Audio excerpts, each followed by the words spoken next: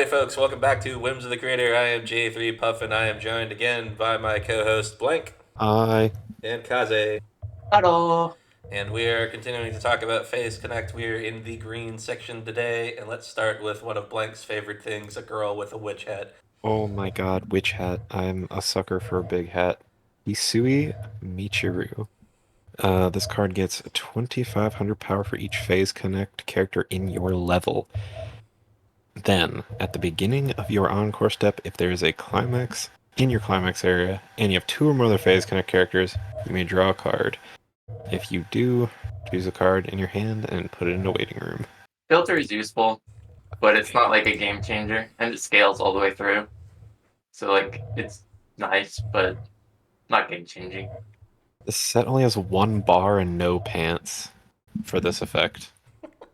I don't know. There's like way better filters than this. Like they put these on brainstorms because it's gonna sit in your back row, so it doesn't require you to attack. That's fair. This card looks like it wants to be in the front row. Like I'm like here, I think. It's at least sitting at a powerful the power line that it can fluctuate through is decent. It's like you almost want this power condition on like other utility cards or like combo or something, like a level 0 combo, like the one in Shauna. But there's far better cards, even in this color in this set that you can utilize over this. Yeah, there's sort of a like level 0 pile where like they're characters that care, at least a character that cares specifically about having level zeros.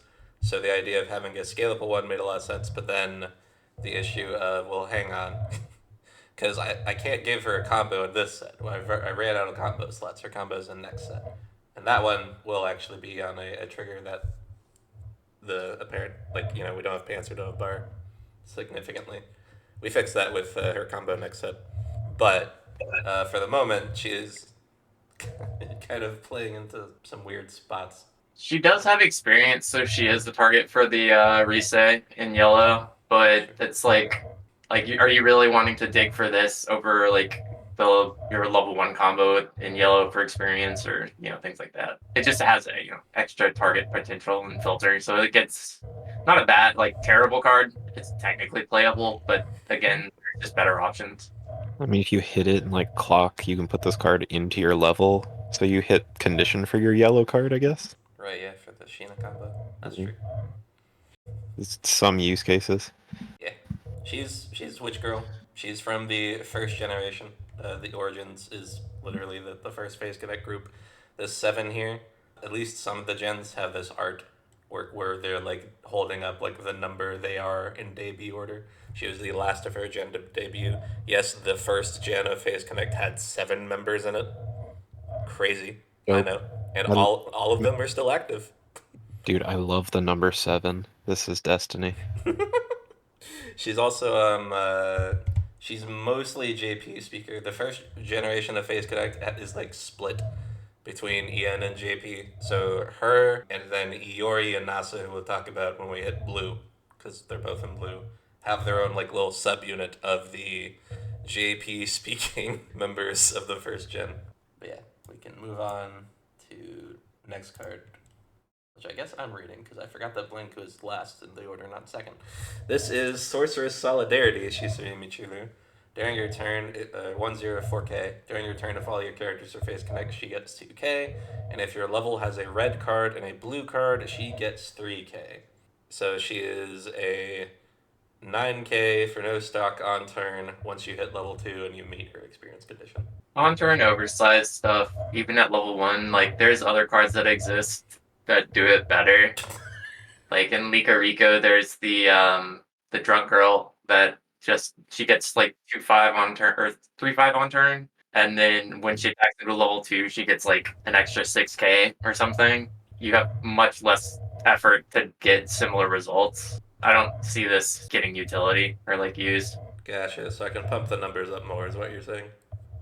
Okay, let me hit you with some. Lowering the conditions even could be like an option. So, in Nikkei, set getting released this week is the time we're recording.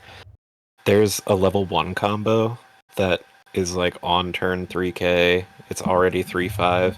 And then just like versus a blue character, he just gets another 4K. Like just for randomly. It swings in at like 10-5 or something insane. And it does that at level 1 versus blue characters. And yeah, its combos on reverse and the combo's kind of whatever. But like it still has infinitely more value than this card. I actually yeah, I can't give her the minus, man. She's got the hat. The art's good. It loses the minus. You're Keep my not minus wrong. off for Like the art. I think I agree with you on that, but I still like this card. I could never find like the reason to play it. I can't find a reason to play it either, but I might. It's one of those uncommons where people will like collect the card and they'll just make a full binder of them. You know what I mean? You're so right. There's a card game in Dot Hack, the Dot Hack anime card game. I have like 160 some odd numbers of. It's just one of the little minions you can fight. It's I think it's called Rainbow Moth if memory serves.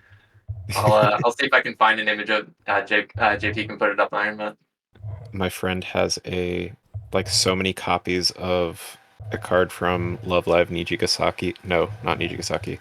Superstar, and it's of one of the girls just dressed in a giant isopod costume. Nice. and his entire like front page of his actual good binder is just her in the isopod costume. It's That's very awesome. silly. Sumire in the isopod. Sumire is really funny though. It's the only character in that show, other than Canon, I even liked that much. Well, the way this is going, it sounds like I'm just gonna need to revisit Michi's stuff. Not entirely. This card does exist. Well, yeah. I feel like I'm still gonna get a little shit for it. This one is incredibly basic though. It's a 1500 level 0. One turn get 1k, so you're swinging it 2/5, and it is an on-play select character from trade a character from your waiting room, put it to the bottom of your clock, and then you get to Ricky for level 1 or lower. This is literally a Dengeki card. Yep. It is a card that exists, and it will see some play. And I don't know if you're playing this over the yellow Ricky or if you do both in some tandem. If you're in a split color deck, but because this does give you the selectivity of a character that you want to send to your clock, so that can help. It is a Ricky. I think Rickies in general will always have value. Getting +1 for one stock, even though you're clocking yourself, is always good.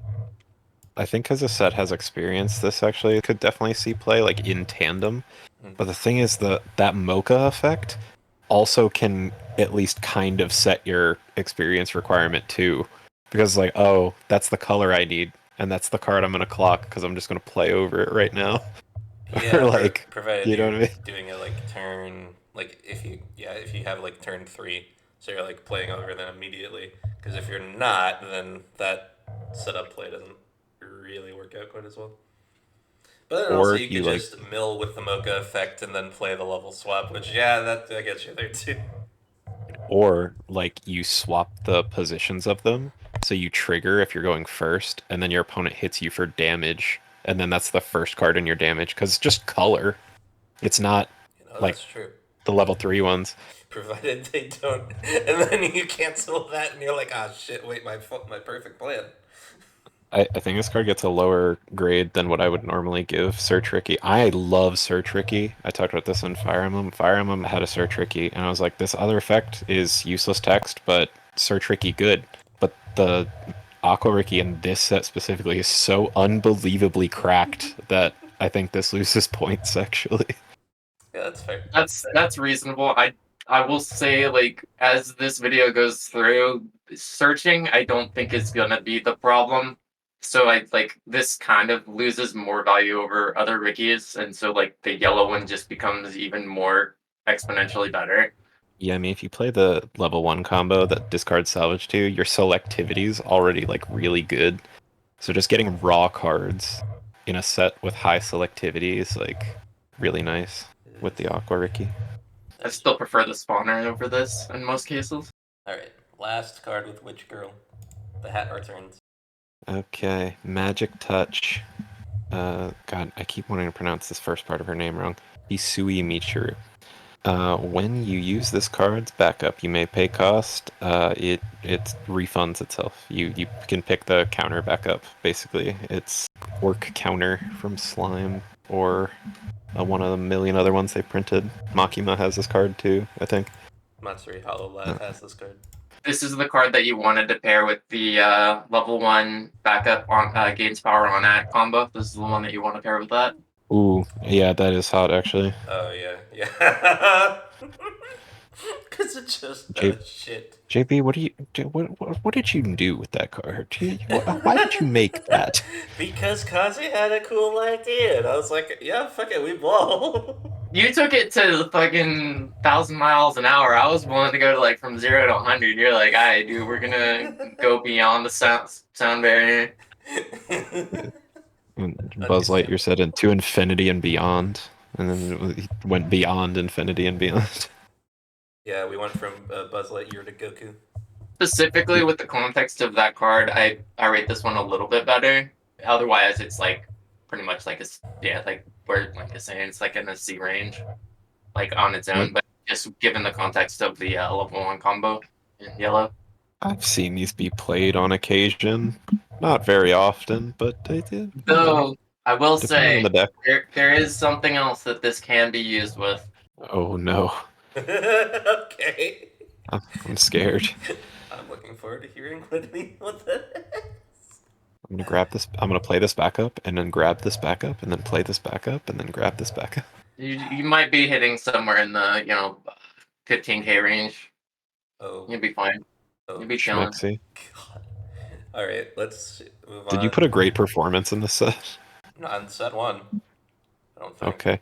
I'm 99.9% sure. Anywho, Just check. Genmate, behold, this is Tenma Maemi, 003K. She is in fact the 4th member of her gen. If the character facing this card is level 3 or higher, this card gets plus 7,500 power. At the beginning of your opponent's attack phase, your opponent may move this card to an empty position of your center stage.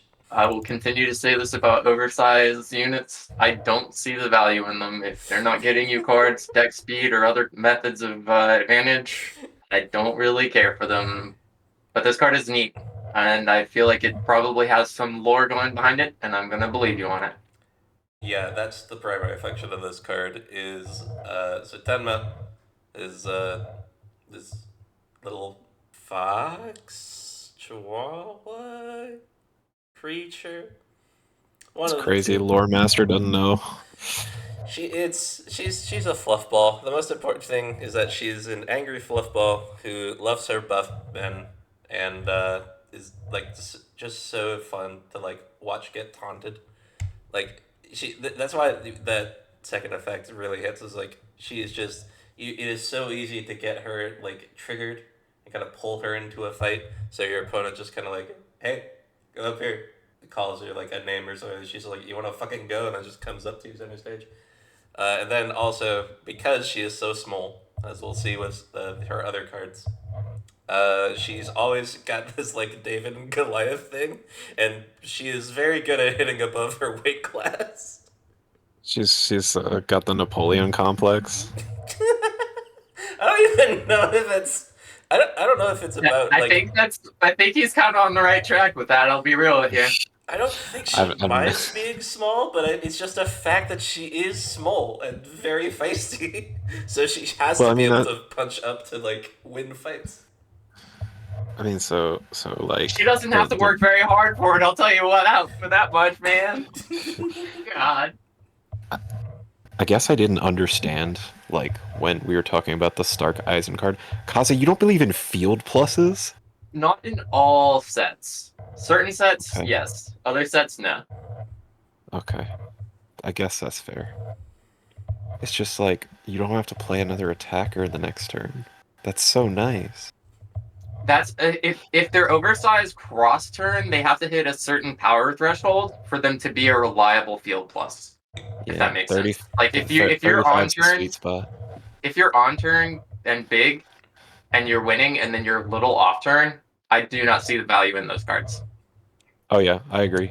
The little off turn doesn't actually plus you anything. Like most level 3s are gonna be able to get over a 10-5 power range. Even 11-5, I mean, yeah. they can get over. You- So like this isn't gonna plus you in most situations, and they can always just Oh, I just side mean at at that, 0. or they can just push it to a lane where you don't have a level 3. It's like Oh, this I just card is mean at not gonna be 0. getting you plus. So it's like this one is not getting you all of those benefits that you normally would have from a typical oversized like a Miron or something like that. Oh no, I mean at 0. Like Field Plus at 0 is just a card you don't have to play. You know what I mean? That's what, like, yeah. This is just like, At 0, yes, I would agree. Certain ones, but if you have other advantage engines, like if it's if you have a critical mass of cards that can just get you pluses, be it a decent clean cut or something that has like the Adam Torres or the Amoris effect where you just sack a character, reveal top, add a trade character to your hand, things like that, where it's like you're just maintaining your hand size throughout the level 0 game, then you don't really need to worry about staying oversized. But if you don't have those options, then oversized options like cats in Azure Lane or something similar to that is definitely something that's viable. Right on. I don't know how to rate this card. I don't think I'd ever play it, to be honest. I think it's overall fine. Like lore wise, it's kind of a win. It's taking up a common slot. It has its like funny gimmick of being able to get over level 3s. It's what was the power gain? This is similar to a card that I know that exists. There's But there's what a was it few. from? Yeah, there's Attack a- on Titan. Yeah, like set 1 AOT had this card, except it didn't have the drawback. So I just put the drawback on it because it's flavor, and also it means that she sits even bigger. So she gets the 10-5, It was and a then it was a 2-5 base, right? Normally for the yeah, level 3 or higher. Yeah. yeah. Cool. So this gets to like Uh. 1300 if you use the Michi backup on her, and she's fighting a level 3. I just think that's fun. Yeah, but they just even if your opponent like slams 3 level 3s, they just and they for some reason also can't get over it. They just side. It is a 0. True, which is a trend that will continue moving into her next card. Alright, we got Titan Slayer, Tenma Maemi. It's a 2-1, Soul Trigger, 8-5. And we get the -2 level while on stage, and it cannot side attack. So you're forced to front with this one. And then when this card attacks, if the character facing this is level 3 or higher, this card gains 6k power and 2 soul. 2 soul is relevant. But this again is a big on turn, little off turn. And they can side if it's necessary because it's level 0 on stage. She shadow of Colossusing her boss. 2 soul is good, but like there's not a whole lot of stuff in the set that can like take advantage of the big soul swings. Also, like the 2 soul is like cute, right? But actually not being able to side attack, so you can't do like the side for 1 if you have a climax down, that actually hurts this card. Like if for some reason you have like a kind of whatever game, but you and your opponent are both eating damage, right? And then you have to like piece together a finish, like a suboptimal finisher turn, because those games do happen, and if they don't, you're lying to yourself. And then it's like, oh, he's at 3-6. Oh, I can't side with this. It's a front for 4. It's like, oh no, this card sucks in that situation. Yeah, it's one of those cards that's like I talked about it a lot in the other like in yellow. It's like there's a lot of cards that just have like their niche applications. This one just like the niche application is they don't have any climaxes in their deck, and you need to swing for 3 or 4, and then you like stick the damage and you win. Like that's the only time that this one's gonna like be that. But it also doesn't have like variability. It's like so linear that it is just what it is. And your opponent has to have a level 3 on board for that to even work for the extra soul to start with. She is here to kill level 3s. Nothing else. Do not call her for anything else. She will not wake up in the morning if you're just going to throw in her against like a 2-2. In a common slot, I think this is fine though. Yeah, I think they printed this as like a rare or something in Azure Lane. Oh god, that sounds Al- horrendous. I just although, min-maxed that level 3 killer. I don't think I have not seen this combination done before. Oh, I'm just talking about the second effect that gets the souls. Oh yeah, Although, I have seen admittedly, that before. I'm pretty sure it's only a rare in Azure Lane because the character got an SP. So, That tracks. and it was set too. So it's like that doesn't really count. Exactly. Not gonna lie, this card, if it was printed in Fate, like Fate Zero specifically, early on, like this card would have been like one of the best things to go for. Yeah, Back in like 2012 or whatever. Yeah. Wait, hold on. Okay, so the thing is, into Fate, like this card can't attack because the leader combo says this you cannot front this card, and this card says it can't side attack. Oh, that's funny. Oh, It also the rider, yeah. yes. Also That was now 0. combo from Charlotte. So it's like, oh well, this card can't even kill some of the level 3s it wants to. That rider combo wasn't in 0 though. When I first started playing Weiss, that was the big Fate deck, was Heaven's Feel, Yeah, that's doing the Nexel stuff, and I was like, I can't do anything, bro. And they're like, yeah, that's the point. Because I wasn't a good enough player to like figure out how to do anything to it. Yeah, that's fair. Slide along. Boy, we That was just me. get early information, but we don't. Let's save that for later. Yeah. All of your 3/2 over here that we'll look at here in a minute get the following.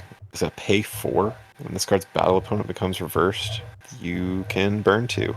Experience. If your level has a red or blue card, look at up to the top 2 cards from your deck, choose up to 1 from among them, put it on the bottom of your deck, and the rest on top. Okay. I'll let you do some evaluation, but this is literally the TD help from Eurocamp, but on a level 1 assist that does some other shenanigans, which is really cool. I like this design overall. I'll say The some weird thing is that it's not an assist. Yeah, that combo I didn't feel like needed extra power I necessarily. mean, I looked over at the 3/2 and I was like, holy fuck, 12k base, what's going on? I said 15k with the other backup, didn't I? And I said something that, Okay, I get see. some on reverses there. Dude, I cannot wait Nice. for him to tell me that this piece of shit early plays. Just throw in some standby, you're fine.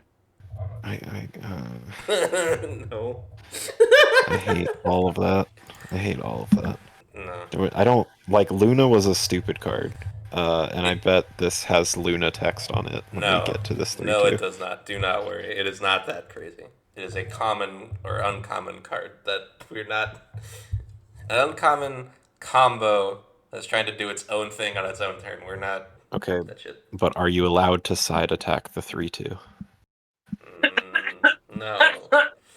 But how Okay, often are you then. gonna have to force stock? Sometimes foreshadowing is relatively obvious. Well, I'm not even worried about that, bro. It's just like you can play into counters. That's the stupid part about Luna is like you can't avoid the battle with her, which is why when they made Ayakashi Triangle, they were like, that text was stupid, so we're gonna like take away the you can't side thing. So you just side Suzu if you want to, I mean, because she's a level 0 on board also. they still print that shit though, right? Like they didn't for Suzu, but they did it for like the Dengeki combo. They like doubled up on it for the Dengeki combo. Because I can't side attack and the other thing that they'll let level 3s that sit at 0 do sometimes. It's weird, right? Yeah, but Dengeki's not a good set, guys. Dengeki's not a good set. It's like fine, but it's not good. Well, look, the 8 standby of this set is fine. It is not like you're not playing this card dry. I mean, you could. We You should have an probably on-reverse talk about burn. that before we get too much. You got to burn too. For fuck. Let's just cover this card before we I will move say from gameplay, you will only get the burn to 1 to 2 times per game. Like it's not the most absurd thing to get, but I don't. like in games where you pop off and survive extra, and then you get the extra like 3, like you get 12 stock throughout the game to spend. Then like this can happen like Okay. more often than not, right? I need to evaluate the combo before I evaluate this card, I think. Yeah, let's get to the combo real fast. This is Office Party Tenma Miami. -3 level on stage. The character facing this card cannot side attack. On play, top 3 check, except you don't mill the rest. You put them on top of your deck in any order. Stolen from the Love Life card. This is actually a Love Life combo with the -3 cannot side attached to it. Once per turn, on attack, if you have the stock soul in your climax area, you can pay 1, reveal the top card of your deck. If it is this 1/1 event, or your face connect character, you stand here. Which is, yes, restand at start of attack, not end of attack, which we talked about in Fire Emblem, how it is noticeably worse. This Okay. card's absolutely disgusting. And especially with that 1/1 assist and being on stock soul, this shit is fucking cracked.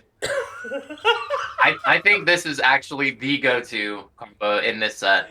Just by the way, the other ones are super cool, resource light, really like neat and stuff. This is, if you're wanting to actually kill somebody with this in the set, this is the combo you go for.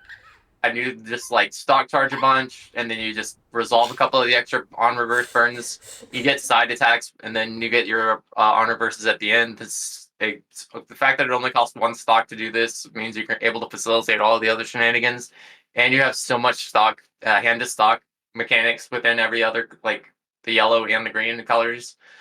This is just the shit. And the fact that they're forced into attacking you into this, and they can't get over it, it's disgusting because you get on reverse burn 2s on their turn.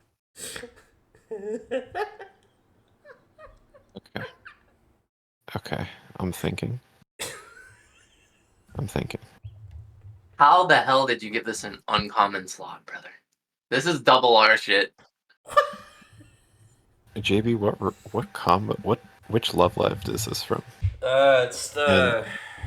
I know it's the And new thing. What set was that? is it Superstar or it's not Hasu? I don't think it's Hasu. Hasu doesn't have this. It's SIP 109, number 19. Oh, okay. No, I found it. It's from the School Idol Festival thing. That's why it's SI. Yeah. I don't even know who this character is. I didn't watch season 2. More importantly, I'm confused. Confused of why this is cracked. Like, on attack restanders suck ass. Like, imagine playing this in a standby and your combo just doesn't work. It's like, oh, I swung at 12. It's like, okay, well, I'm 12-5. Oh no, my restand failed. Now what? I don't have a finisher. Because, okay, so Kaze. Like, I assume you know how this works, because you. Oh yeah, no, know what you're doing. you would get reversed and you don't have another attack. How many times, like, you're only against standby, like Nino, are you really gonna be not doing the combo? Every other deck, if you get to your level 3 turn, you're gonna be oversized on most of their lanes, or you're gonna be getting direct. Regardless of how the restand method is in the set, like we have learned from Eurocamp, the restand combos, even if you're just like swinging into open lanes, swinging for like 5 and 6 and getting extra instances of packets of damage is always good. I don't think this card's good. I do not think this card is good at all, actually. I was like, how did you like convince me that this Luna text was gonna matter, and then we put it on this? This is so stupid. Why? Really? Okay. It's on a stock soul, right? That keeps this thing at 12. Your average level 3 combo is 10k. Your average backup that actually sees play is 2-5. Any deck can stop this restand from happening. Now, if they have early plays on board, their early plays that just sit at like 11 without any other pumps and shit. If this card even ties, like, there is a slide number 12 that you could refer to. Oh yeah, the 2K assist. I mean, this is true, and you get another attack that way too, probably. But like, you have to set that up, and even then, it's like, well, if your opponent's playing like Kanata or something else, like they still just stop this from working. And worse off versus Kanata, they tap counter, and then you are like, okay, well, I reverse that lane now, and also that one doesn't get to attack. And it's like, GG. Good job. You've stopped this finisher from doing anything. Oh, and just for good measure, your last one whiffs its top check, which I don't even think is possible with how this on play effect works, but it would be funny. Difference of experience or like what decks you get played into and stuff. Because if you're running into like issues against Kanata and tap counters and things like that, like that kind of just happens regardless of what deck you play. Yeah, but it doesn't turn 2 lanes of my finisher off at the same time. Oh, I can respect that. You need to look into like methods of counterplay like within this set to enable this if you're looking to counter specifically that. Right, but if I have which to, there can be methods. I mean, yes, but like, so the thing is that it's not just Kanata that has a tap counter, right? And then now we're swinging. If we do bounce stuff, oh, now we're swinging directs, and like that's not good for restanders either. And then you have like, well, okay, what else can I do? Can I side? Can I do this? I just, if you have to do all this workaround shit for your combo to not get completely destroyed by a play style of deck, because it's not just Kanata. Like, people play for board and play defensive all the time. ALiAS and Muron are still like things. You have Ayakashi standby, you have Nino standby, you have basically any mid-game Hololive deck fights for board. Rushia would dunk on this thing. Rushia would eat this thing's lunch and then say, you better bring me lunch tomorrow also. Like, this card, I've seen these style of restanders see play, mostly because people really like Miku, and I think this was her Project Sekai 1 combo, but people proceeded to, like, drop this as an actual finisher after a while. They still played the card because it was an on-play Fumio, but yeah, it's, oh my god. I cannot believe you're giving this a double S when an entire, like, usually meta play style completely obliterates this card. Sometimes foreshadowing is relatively obvious. That's fair. How big do the other decks swing in at? Can they get over like 17, 18k on offense? The thing is, I don't think it matters if you win defense, it doesn't matter. Because, like, say, if you play this into Ayakashi, like, this thing can't even get over their 2-2. So are you telling me that you just want to play Tokyo Revengers guy? You just sit on Pachin all the game, and that's just gonna win you the whole way through. Like this not getting over Pachin is just gonna lose you the game. I don't see that as being like I can see where it's like you don't get to do all your extra instances at the end game. Sure. If I have the choice between a finisher that can be shut off and a finisher that maybe, considering there's a face connect too, apparently, there is no way on God that this is the best finisher. Like, not even close. I refuse to accept that, actually. That's Like, fair. this is very efficient, and I could see people even playing it. The art's really good on it. She giving the look right there. It's like, haha, I'm 12k, bitch. But if we're talking about, like, board-based counterplay, right? And we're talking about, oh, well, this card can just live, because it's 12k. Its support card doesn't boost it any power. You play a backup, or whatever, right? To get there. It's like, well, in that respect, the same things that would enable this card to handle the board-based strategies are the same answers to this card, like, trying to live. You know what I mean? And go again. So I don't... It's not bad. Like, I think the package around it and the on-play effects synergizes with its own top check ability pretty well.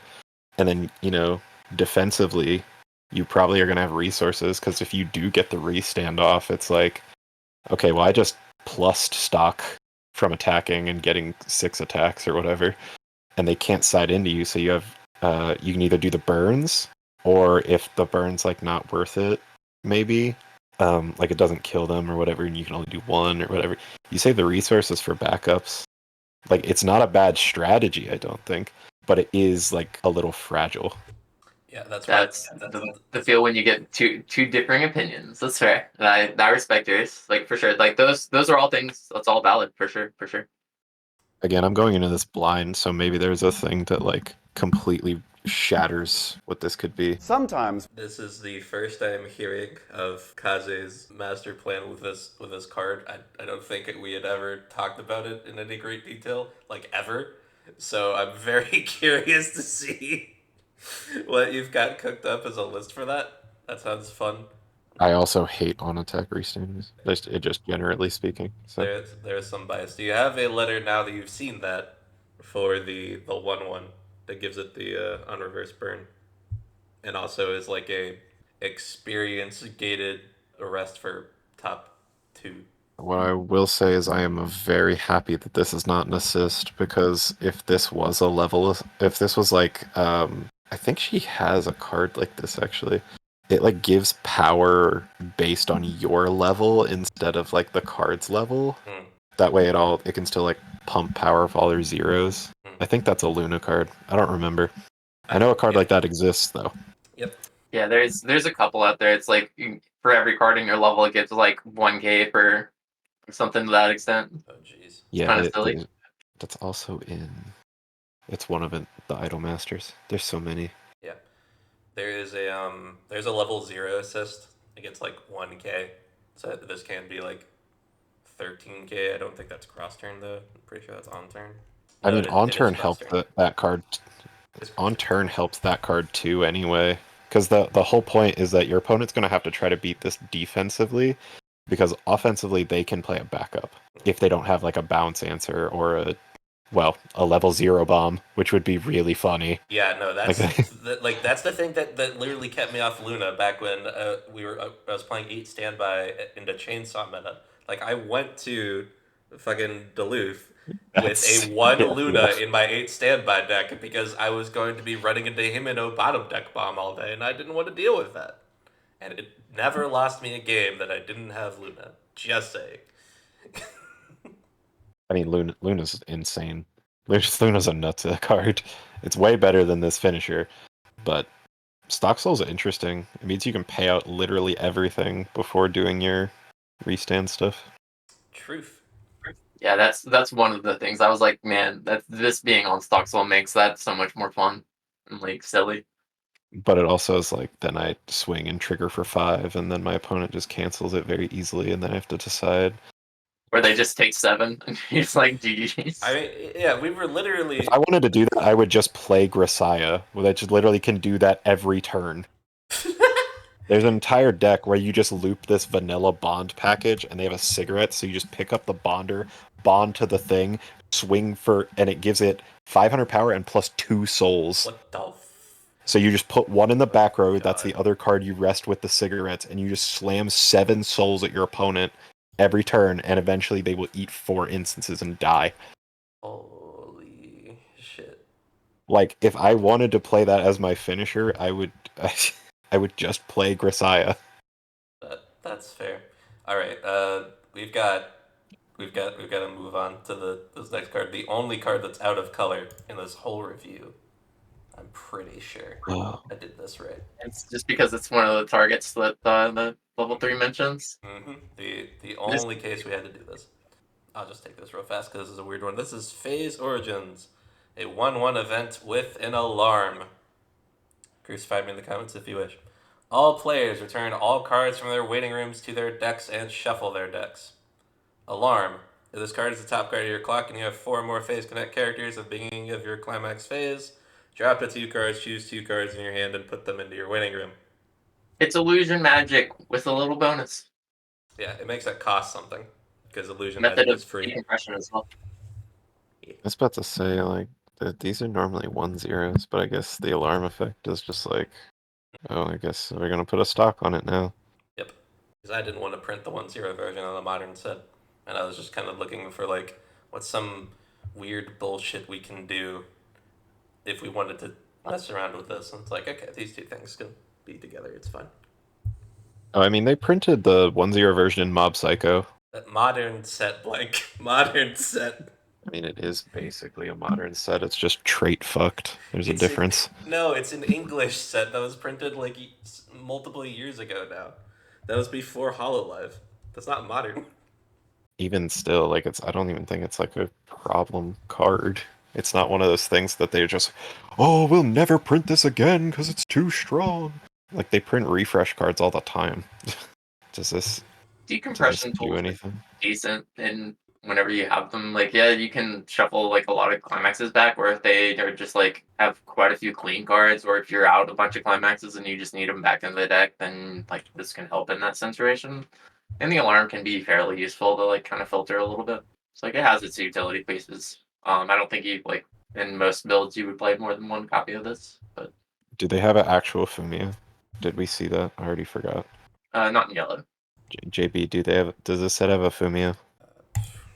I legitimately do not I remember. honestly I don't remember there one being one. Does this set have a stock swap? Can you stock swap into this? Oh my god. I remember I was being really stingy about decompression tools, knowing that I had 2 sets to go, but I would literally just have to go through like the majority of the card list to double check myself on that to give you an answer. If this set doesn't have a Fumio, there. If it does, then it's probably going to like a C. The set seems like it has enough of modern stuff to just like deck speed their way out of a card needing to have this double refresh effect. Next up. Right, we got Chisaka Airi. 00500. Uncommon. This card's really cool. On play, you can kill a marker zone. You choose a marker area and don't call the markers in this. We've seen this in free run. And then on play, pay 1, ditch 1 trait. Look it up to top 3, add 1, and put the rest into the wait room. Card filter is super good. And when I was building into this set and in this color, this became one of my favorite cards because these profiles are really useful to get any kind of card, including climaxes. Mm-hmm. I think this card's even better in this set than it is in Freerun because like Freerun's on 8 pants and this set has 1 bar. I'm gonna keep bringing it up because Climax Assurance for some sets is like hell. So this being dual timed like Bay and then just having like the random ass like no fuck you Mamusume or haha no fuck you Ainz or whatever. It's just like generally pretty good. This is also the character with the bar combo in her kit, funnily enough. This is Airi. She's a wolf girl.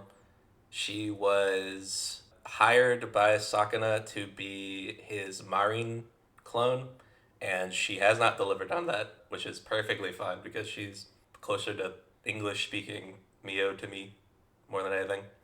She has a little unit with a character that comes later in blue. She is also has not been doing fantastic mentals wise, which sucks just a bit. Phase Connect isn't like HoloLive where like the talents can for the most part kind of like slide out of like having like an office job or whatever. So she's got like a day job that has been a real hell for her for a good while. So we're on watch, which is really unfortunate because her making her combo was the reason that I made this set in the first place. So it's a good thing that we get this review out while she is still a member. Not cursing her or anything, right? That's right, Kaze, not cursing her or anything. At the time we recorded this, I got a little bit down about the possibility, just because I remember seeing some stuff that led me to believe it might have been imminent that she would be graduating or going on some indefinite hiatus or something. That doesn't seem to be the case at the moment, which is a few weeks later at this point. I hope she is able to find and receive all of the necessities and support to continue streaming in this role. So yeah, best of luck to you, Airi. In the meantime, buy Face Coffee. This will be Blank's read. Oh, I see. Barely awake, just like me. Chisaka Airi experience. If you have a yellow or a red card, this gets coffee. All your other Phase Connect characters get 500. And if this has coffee trait, this gets the following ability. Act, rest this card, choose one of your Phase Connect characters, and it gets 1500. It's some power. Power pump. Power. I don't. You said It's a coffee's card. like a real thing. Does coffee have like an actual payoff, or is this like it? The gimmicky little bit is its primary payoff. You get like this and the other card back row, and it's like It kind of helps you gen stock realistically is kind of what the coffee trait does, but the other card does it kind of on its own. So it's like it's more for flavor than anything else with this card. So this is more or less just kind of like extra power pump, like, and it has an experience tag, so it's an extra target for the resay. common rarity 2K power, potentially. I wish this was like Nene. Nene's TD card is just rest, give 25. I've actually played that card in lists. Mostly the Lammy list, just so the level 1 combo could try to kill early plays. Yeah, there is room on this for the budget to get pushed harder. I mean, if that Nene would be considered like a common rarity card, which it probably is, this could hypothetically get farther, but like, I don't know, fam. I don't know either. Right. This is Winter Stroll Chisaka Airi. When your climax is placed on your climax area, you can pay 1, top check 4 for a phase connect character, add to hand, that's the waiting room. And at the beginning of your opponent's attack phase, you may mill the top card. If it is the phase ALiAS event or phase connect character, you can slide her to an open position of your center stage. Oh my god, it's Auto, guys. Hi, Auto. Actually, this was also printed in Spy Family. This is the first time I saw it. That is the card I stole this profile from. It's actually seeing play in Azure Lane 2 and like standby lists, and it's on Auto. It's Auto Von something, but I just call her Auto. I have the SP of that card actually. I pulled that. I love these effects. You do need to have like draw into the climaxes, but just spending a stock for a +1 and not having to clock yourself is always so nice. Like being somebody who's played Fate and like wishing that they own physical copies of the shrine or the temple, whatever Chisaka ran, where it's just you play a climax and you pay 1 and you get that. It's just like it's so useful. And then this just being a pseudo runner of sorts is like nice. Generally, I would like these kind of plussing profiles on like level 1s that have other utility effects too, or like assists. But like if on a plussing 0, it's generally fine. I like these on the cards that bounce back to hand. Like I always saw these things in standby, where they would bounce back to hand and do the Omagi effect. But it depends on all the stuff that's going on, and like Omagi on its own is really good. And this just has like random upside if you open the card. Right. Next up. So we got the phase ALiAS event 1-0 with the punch. You have to have a PC ALiAS or on stage in order to play this card from hand during the counter step. Otherwise, you can just play it. Reveal top card of your deck. Search your deck for a level X or lower phase connect character. Reveal it to your opponent. Put it into your hand and shuffle your deck. X is equal to the revealed card. I think you may remember this one, Blank. Well, I don't remember what set this. I've been in so many reviews with you now. It's like I don't remember what set it's in, but I know it's That is fair. real. This is Regloss No Patience. This is the Okay. the memory cube, the wisdom cube that got given a backup. Yeah, Wisdom Cube's an awesome card that I wish they gave more support, but there's like nothing that works with like most of the events in Azure Lane. This is just like defensive compress your deck 1, basically. Fundamentally, like it's a pretty good effect. Is it the best slot all of the time? I don't think so. What I've come to realize, because I tried like messing around with this profile in what is it, Fujimi 2, because I needed events for my Akashic Records of a Bastard Magic Instructor deck. The effect is good. The main thing is that I feel like these look at top grab based on level profiles are extra good on characters because you get an actual discard out of it. So you actually filter a card instead of just filtering the event away. Oh, that's which, when I first saw like Wisdom Cube, because I think that's the first one they printed of it, I was like, oh, this is such like cool design space, right? And then I was like, okay, but this doesn't actually filter anything. I really need to get these pants out of my hand because all I do in that deck is trigger pants trigger. Holy shit. Sorry. And I can't discard it with this card.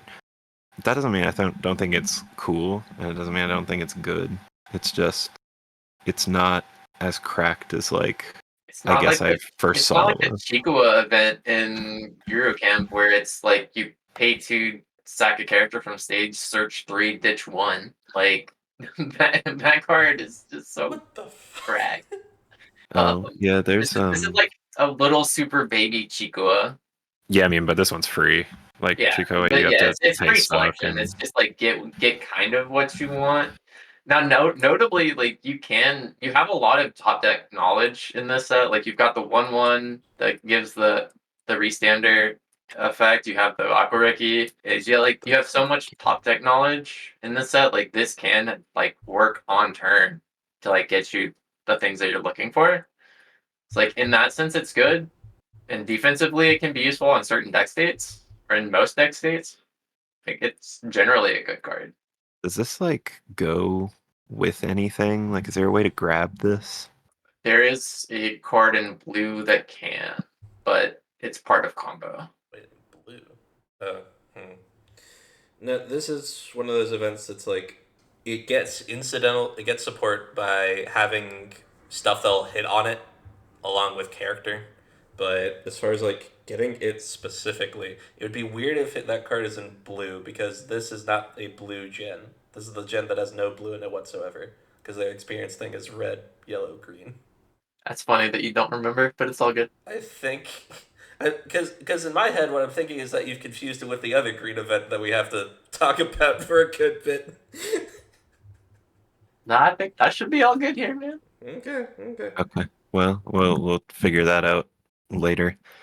You talk about the Chikawa event. For me, if we're talking about events that search, there's a card in Idolmaster Shiny Colors, because apparently all I know is Idolmaster today. It's in there, She's TD, and it is 2/1, search 3, discard 2, or you can just kill one of your opponent's level 2 back row. And I'm just like, damn, that's like hot. And then I realized that I think the Chikawa has counter step on it, and this doesn't. Chikua does have counter, yes. Chikawa, sorry, I'm not. It's the I'm doggo. not It's all with good. it today. Yeah, I know, I know it is the doggo, but I'm not here right now. Apparently, good lord. I think these are cool. I'm waiting for one to actually like see play. Yep. Me too, brother. All right. Oh, this art is dope. What the fuck? This is also your read, if I'm not mistaken. Oh, man, I'm getting the good arts today. Just business. Chisaka Airi. Experience. When this card is placed on stage from hand, if every level has a yellow, a green, and a red card, draw 2, choose a card in your hand, put it in a stock. Oh, you made weather report on play effect. Auto. Put 1 climax from your climax area into the waiting room at the beginning of your encore step. You may pay cost. If you do, put 1 settling debts from your hand into your climax area. Pay 1 pitch 1 when settling debts is put into your climax area from the auto effect of your character. If this card is in your center stage, you deal 3. I struggle so hard trying to build this, and I can't fucking figure it out to get the benefit from the on play. Like it's so inconsistent to like get every game, but it is cool as hell. I'll say that. My god, do I have to go immediately back to shiny colors? Jeez. So Because they printed a new version of this. Wait, really? Kind of. They printed. I gotta. They printed the Project Diva combo that I got this from. So let me go find it. The whole reason this set exists, really, on top of I wanted to do Face Connect, is that I wanted a home to put this with a card that we'll see in red. One of her gen mates. We'll talk about it next time because I don't want to put that card up here because it's another combo. So that would, you would mess with things a little bit. But the idea being, What if that ancient Hatsune Miku combo, this ancient JP only Project Diva combo that did this like bar shuffle around thing? What if we could trigger that with another thing? So I made this and I grabbed that combo because like I saw it hanging around in Saikano and I was like, we're gonna put these two things together. And then it was just a matter of, all right, well, how do we maybe cook up that old Miku combo a little bit? Because it wasn't bad, but I just felt like it could be better. And then the experience gimmick being like colors for them. So it's like, all right, cool. We'll take the weather report. We know some equivalence math. So I know that if I have this triple color experience condition, it's equivalent to what weather report's going on. So then we'll put that together. We'll call it a dish. It is not the best finisher in this set. I do not care that is the best if it's the best finisher in this set. It is just a fun little thing that I get to do with like my trigger combination, and I'm happy with it. Literal pet project ass profile. One of the cool things about this one is you can go from level 1 combo into your level 3 combo with this. So like you can do 2 lanes of finisher, and then like assuming you're like lighter on resources, or if you splashed a little bit of yellow, or like because you kind of want to do that for the experience, and you have the restander sitting, or sorry, not the restander, the direct attacker in the back. Like it's this is like Disneyland level shit, and like I do some weird ass builds in this card game. This one I still struggle with, like to this day, That's like fair. trying to figure out. It is Right. like everything is cool about it, but like, holy smokes, it's Disneyland. I found the card. Yeah. It's not at Encore step, but it's got similar vibe going on. It even has a color experience condition for you to steal. Oh, that's fun. Okay, so this is on attack. You put a climax from your climax zone into waiting room, and then you summon it from hand like on attack, right? And then also on attack, if the climax is there and you have a yellow card, a red card, and a blue card in your level zone, you deal 3 and gain 1,000 power cross turn, no cost. Huh. So it's similar to what you got going on there. Interesting. Very interesting. So you can, and it's also on a pants. So like if you're running multiple different finisher climax combos, you can like set itself up, which I think is cool. I thought about and I realized like, oh, I didn't buy a play set, so I don't have any idea of what to put this with, and the sim wasn't around at the time, and then I kind of like, I didn't lose interest, but it's just like, oh, I'm like, ooh, the next thing's out. Ooh, the next ooh, what can I do with this? Oh, what can I do with this? That's fair. But yeah, like I mean, this even has the color experience thing on it. Now, notably, this does not actually have an on-play effect. That's probably why the deal 3 is Yep, that would be why. Yeah, it's that. free, There's that level. even 3. though it has the experience condition. But you could definitely like toy around with it. I think this card on its own is like dope. I mean, the freaking art on it's like insane. Yep. This card Also, is weather all in all weather cool for sure. weather report is an insane profile. Like it's like, oh, actually, I don't lose resources at all. Actually, Yeah, it's so fucking good. it's like I'm terrified for what they put it on next, because I think weather report's the only one that has it right now. I think so too. I know that I am going to be a repeat offender and just find ways to put it on like. In this case, it's like, oh yeah, it's this super specific like combo setup that you're going build thing that you do. So I like it feels good as like a payoff for like, oh, so you wanted to play the card that the set dev really wanted you to try. Well, here's your reward for it. It's called card advantage, son. If someone can figure out a list to consistently get this to do some shenanigans, I want to see it, because I am struggling. That is fair. But cool card for sure. So like, well, you could in theory pair this with the yellow stock soul, I guess. Mm-hmm. Yeah, on play climax is pretty good for this.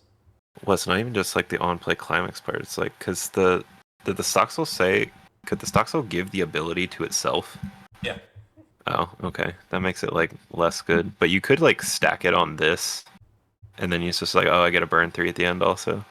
Yeah. But that's yeah. It's build around for sure. That's the goal of this card. All right. Next up, we've reached just about the halfway point. This is Erina Makina. She is a hand to stock on play, and also on play you can pay 2 stock to search your deck for a Phase Connect character. This is what if your drop search cost 2k instead of 500, but it was also a little bit silly with it. It's like Rin from Eurocamp, but instead of a salvage, it's a search, and then it's 1,000 power less. Yep. Hand to stock can be useful. It's like Izuna from Blue Archive, but instead of a refresh, you get a search. I remember JB asking about like the math on this. I don't know if it was for this card specifically, but I remember him talking about. I think it was we were talking about Fire Emblem stuff, so it might have actually been Volk asking. But I remember it was in that group chat. This card is okay. Hand stock keeps getting better and better because card advantage keeps getting better and better. Mm-hmm.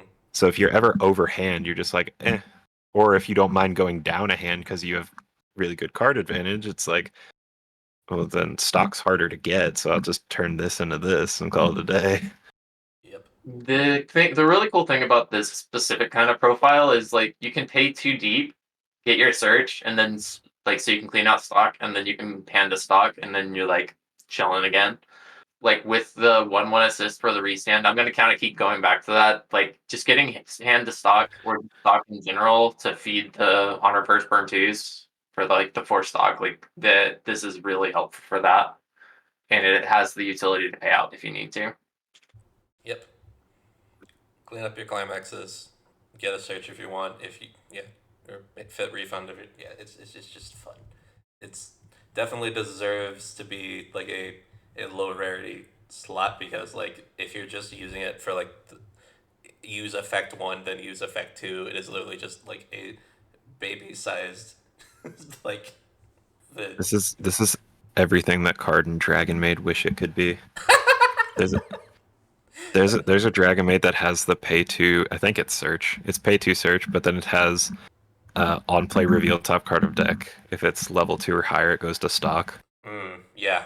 So it's like, oh, you can maybe get it for free, and it's like, well, I would rather just like pay to, or I would rather just like know on play if I was gonna do it or not, or how much I would have to pay to get it. Especially if you go to search your level 3 combo and that's the thing that goes to stock because you didn't have the stock to pay for it, so you had to order it weirdly or something. There's a loose cage for that. I don't know. Yeah. Yeah. It wishes it was a card. Speaking of things you wish to be, this is That card was a rare, by the way. God.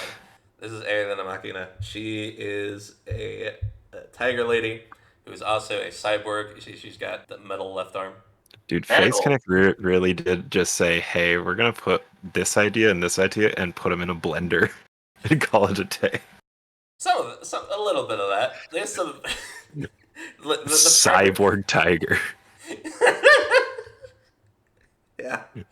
Crouching tiger. Yeah, she's cute. Crouching cyborg tiger. Yep.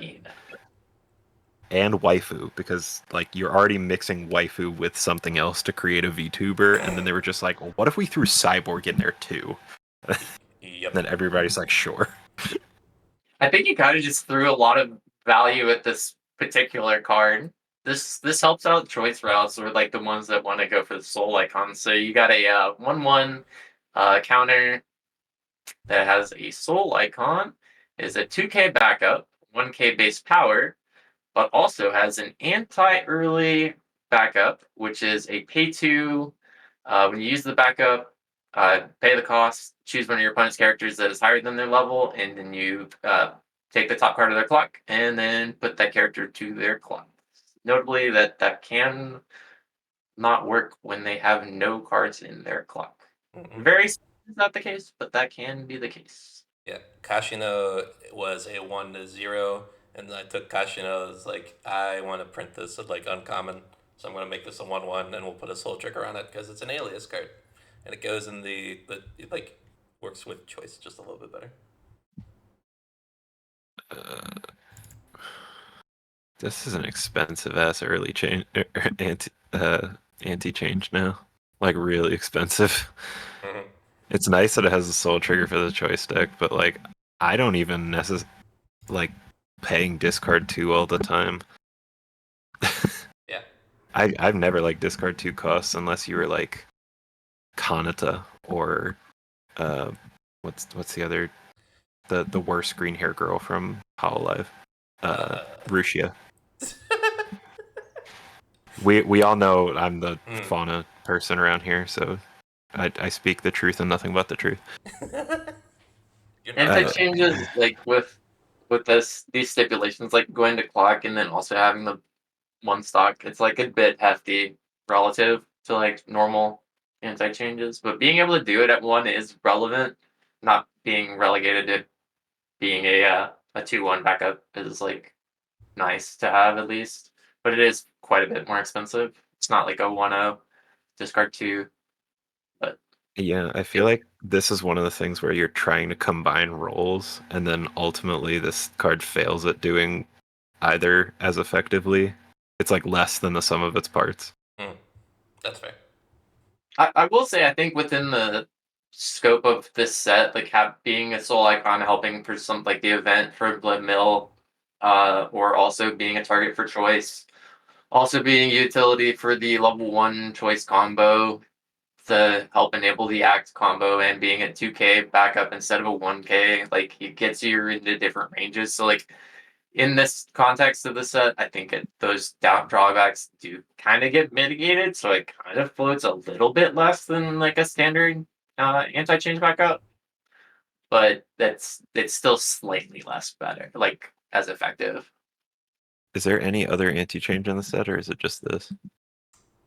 This is the main one. I did that intentionally. Oof. If you care about anti-change counter, you will run a copy of this just because it'll be the thing Yeah. that you have. I was about to say, if it's your only option, you're still doing better than Dragon Maid. Poor Dragon Maid. Yeah. Has no anti-change. You have other ways of dealing with early plays, but they're like on your turn, and as we've seen, like you're making choices to run those cards. So ultimately, yeah.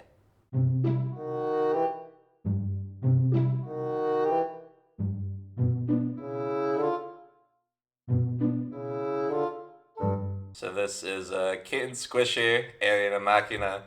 She is a 2/2 2 soul. 6k base, gets 1k for each of the other face connect characters, and has hand on core. Very generic, basic standby common type card. I feel like Standby hardly plays these anymore, to be honest. But, you know, some deck probably does. If you really don't have a better 2/2 target. Or better target in general, I guess. If you want power, there's better options. If you want the 2 soul with the encore, this does offer that. So it's not completely a dead slot, but it's a card that exists and it is reasonably playable. Mm-hmm. And also, it has her squishing her mascot to her chest. Kitten Squisher. It is an amazing card, dude. I cannot lie. Definitely utilizing her assets for sure. Bro, I want to be utilizing her assets. Hi, welcome to Face Connect. We have 2 models. We have a silly little lolly girl, and we have mommy. Yes, please. Cut that out, editor. Cut that out. All right, next guy. Yeah, from the machine. Okay, so we've got a 3/2 early play, 8/5 base power. It's got a soul trigger, 2 soul, and you had full board condition for face connects, and then has an auto on play, discard a card. When it's placed from stage, it gains 3k power until end of turn. And then if you pay the cost of the discarding the card, you can put the top card of your deck into your stock. It is an early play. Notably, on your first iteration, this card only gained 1500 power. Which was bad. Yes. was not worth the rare slot. This is like closer to it. It's still very vanilla, but it is an 11-5 on the turn you play it that gets you a heal. It's one of the few early play heal options you have in the set, so you kind of, or if you're in green and you need color fix, or if you need soul icons for effects, then you kind of do want this. But it depends on what your color splash is and how much of each color you need. But it's a playable card. Just sometimes you want more going on with your early plays. I think to like the Liko Rico Takino one from the premium booster gives you the option to heal, gets power, and also has options to draw. Or the Mimcho from Oshinoko. The abilities that you get out of early plays in modern sets are just so much more useful than just kind of like your baselines. But they're still playable. They're still good cards. Yeah, even in something like the Ayakashi deck, where they're putting out two soul bodies with their standby stuff, or with the change package, like just having an early play heal is still nice, especially one with two modes, like the Rio or the Memcho or the Takina. But this one, none of those are a cyborg tiger. So this card has that going for it. Yep. She definitely has that going for her. Alright, speaking of cards that have things going for them. Oh my god. Graham Pico. When this card is placed on stage from hand, if you have two or more other Phase Connect characters, you may draw a card. If you do, discard one. And then you may discard one and sack this to salvage any Phase Connect character. I think when we first went through this, I talked about the Spy Family card this reminded me of, the Lloyd. However, this one's better because Lloyd whiffs if you reveal Climax on top. This can potentially draw you, things that aren't characters, which is pretty dope. Card draw is useful. Helmets are useful. Generally a solid card. You're not going to play more than one of this in most builds, but it is a couple of good profiles that you put together. Has a reasonable power line. Gets over some of the smaller things that float around on board. If you have Slam a 1k1, swings at 2/5, that's decent. And I think that's that's something you could say about most of Pico's cards. Pico is our first member of Phase KALEiDO. She is a Pomeranian girl who used to be just like a normal dog. Her owner was about to be run over by a car or a truck, and I think she took the hit, so she got isekai'd instead. So she ended up in Phase world off of that. Truck-kun strikes again.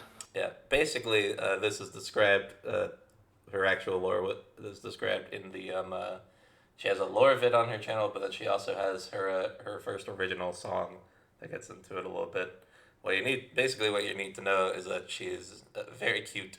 She is part of Phase KALEiDO, which is the Phase JP. They're like first official full branch of JP, which is ironic because one of them is very much online coded. I think speaks more English than Japanese when I see her around, but that's also just because of the clips that catch her. But we'll talk about her in blue. In the meantime, we get to go from a solid card to what may be a little bit of a war crime. Criminal. Okay. Lock her up. Wait. So, the profile by itself, I actually don't think is that big of a deal. It just has some problems being in this set that already has all the stock charging stuff. I guess, JB, this is your read, but I wanted to get that out of the way first. He's fair. Yeah, this is Palm Top Pomeranian Grand Pico. When this card attacks, if you have another, just ignore that bit, another Phase Connect character, this card gets plus 3k power till end of turn. I thought I'd got rid of all the mentions of V2 per trait. I had not. In the version that gets released for the sim, you'll not have that. Although you may end up with a slightly different card in general, depending on how this goes. Climax combo, reveal a copy of this 1/1 event from your hand. On attack, if you have the bank in your climax area and 2 or more. That should also say other. Oh shit, there's a couple of things wrong with this text, huh? If you have 2 or more other Phase Cadet characters, you may pay the cost. If you do, you get to salvage a Phase Cadet character in your waiting room, and then a top check for 1 or higher. If you hit, you put it into your stock. This is a ALiAS Tattoo Clay combo put on a bank, and your resonate target is this 1/1 event, which turns out you don't need more stock plus in this set. You can just kind of compress to hell, hypothetically, if you're not me and addicted to pressing buttons, which is part of the reason that I had ended up putting this together. And in like another scenario, like Blank said, if this set didn't have some very easy ways to just kind of throw cards into your stock, compress to like ridiculous levels, and then it's like, all right, opponent, even if you stock swap me, I'm gonna end up with just like the smallest deck after anyway. So you know what you gonna do about it? Especially because they don't like print stock swap anymore. Mm-hmm. Like they kind of do. Like they put one in Girls Band Cry. Grosaya got one just so they'd get off the finisher they were running forever. Yumiko, that one. Mm-hmm. I want to talk about this a little more when we get to the event, but part of like the quote unquote cost of playing Chloe is you need to put 2 like bricks into your deck unless you actually want to play low plus combo as the top end. But you have better top ends, and Hololive's so flexible that you don't mind playing a brick, but it is like a real thing. This Resonate card is like really good, and we'll talk about it here in a minute. But yeah, this is a lot. Oh, he's already insane. It's in set, like there's a couple of different routings that you can go to like consistently get to the event. So like it's not even that big of an issue. And the fact that it has the wall of text that you can tell it's the Zombieland option. I'll go ahead and spoiler that for everyone else. You can play up to 5 copies of that. That being said, for a balancing aspect, I would say make it a level 2 or higher. You can put to stock just so it's slightly downplayed. 1 or higher is like a larger count of targets to be able to put into your stock. And so having slightly less counts of targets to get the free stock can kind of mitigate the balance of the rest of the set with this card. But that's just like one mild critique I could really have from my experience with this combo. But this is like easily one of, if not the best level 1 combos you can do. It doesn't get as much selection as the choice route, but it just builds up card economy so well and so consistently, especially with some of the other tools that you're going to see in the set, especially in red. Honestly, my main thought was just like doing a different thing with it entirely. It keeps the resonate. I wanted to keep the resonate, but finding's just a slightly less potent combo. Because I mean, like just making a combo resonate rather than like requiring a reverse or 500 more power or a stock, like that by itself is usually enough savings. And considering this thing is swinging at like 8K, like I think if I made it 2 or higher, I'd have to figure out where in the text to give it 500 power. Because 1 or higher and 2 or higher aren't equivalent. Yeah, it's so marginally different. It's like fractional, but it's just from my experience with it, just needs like ever so slightly like small iterations. All right. I think. But before we get cut off, this name, fantastic. I love Palm Top Tiger. We love Taiga in this house, so that's really good. Also, the level 1 combos in this set are cracked. Like, you can say what you want about like some of the level 3s. I don't know how I feel about the restandard 12k bullshit or the choice stacking on the restand it's a stock soul. But the level 1s have all been really good so far. Probably highest quality level 1s. Like all you would have to do is make the Yuki from Katakawa Sneaker 2, and then you're just like, okay, well, you have like the greatest level 1 lineup of all time in the same set. Like, which one do you even play? It's just like, you just like, oh, that one's good. Oh, this one's good. Oh, this one might even be broken. Yeah. You have so many options. You're never spoiled for choices. That was the plan, was to have, like, make sure that every gen got at least one level 1 combo that felt playable. Unfortunately, I think I do actually have to take the second set to at least give one gen a better level 1 combo, but maybe the fact that it's got a not level 1 combo that's playable will kind of pay that off. Either way, next up we have the event. Kaze already said what it is, but he is free to read the text for those who don't know the Zombieland effect. It is Phase KALEiDO, a 1-1 event. Has pretty much all the same text as the Zombieland Saga shenanigans, but it is a no color requirement event that lets you play up to 5 copies of it in the deck, and it is also the resonate target for a couple of cards, which we will see some of the others later.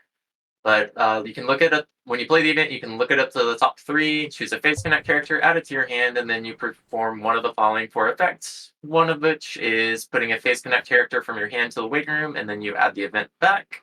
The other is choosing a card in your level, put it to the waiting room, and then you put the face KALEiDO into your level, so you can kind of color fix with this. And you can put the card to the waiting room, aka do nothing with it, so you just get the top check add, just like you would with a normal 1-1 event of this style, or you can put this to the memory, which sets the condition for a couple other cards. Generally, solid design around the set for this card, but the power level of cards is a little scary. I mean, Zombieland made their entire set based around this. Now they got to play 7, because there were 7 members in the group. But, like, every color and every girl had something to do with the revenge event. And like putting that, and then you're just like, oh yeah, we'll just do all of that, but within a subgroup. I think it's interesting, but then it's like, oh, everything's still just traits. And then also we talked about this immediately like setting color for the yellow level 1 that needs a red or a green in level to do its thing. Yep. I think also like giving this on the resonate level 1 combo when it has this the ability to just discard a character, add it back to hand. You will, once you find one, you will never not have it ever, like in the history of time and space. Very notable thing. If you're in a bad deck state and you have a chunk of stock, which you typically will have in this set, you can just play this, look at top 3, add 1, ditch 1, add it back to your hand, pay a stock, play it again, look at top 3, and you just do that until you've cleaned out however much stock you want, and then you put your deck to a deck state that you. It's really funny. It's so like free, and the one quote unquote weakness of Chloe, right? Is that it doesn't move cards, it doesn't have deck speed. Well, this its own event like solves the card. Its own resonate card it now solves it, and you don't lose the resonate because even if you play it, it doesn't matter. You know what? That's very true. You know, I hadn't fully thought of that. I don't think. There can be moments where you do go minus and you like see like a couple of climaxes or a couple of events, and you're like, okay, now I whiffed and I don't get the add to hand, so I went more than minus one stock. I went minus 1 hand too, but like that is fewer than far between. I mean, so the thing is, even when you do that, if you have the bank again, it doesn't say you have to have added a character for you to then discard a character to get the event back. You can just discard a different character in your hand, and then you still have the 1/1 to do your combo anyway, and you've refilled all your resources. Yeah, you don't even care when that happens, to be honest with you.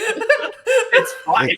It's a couple of the things we'll see in like 4 slides that we make you think otherwise.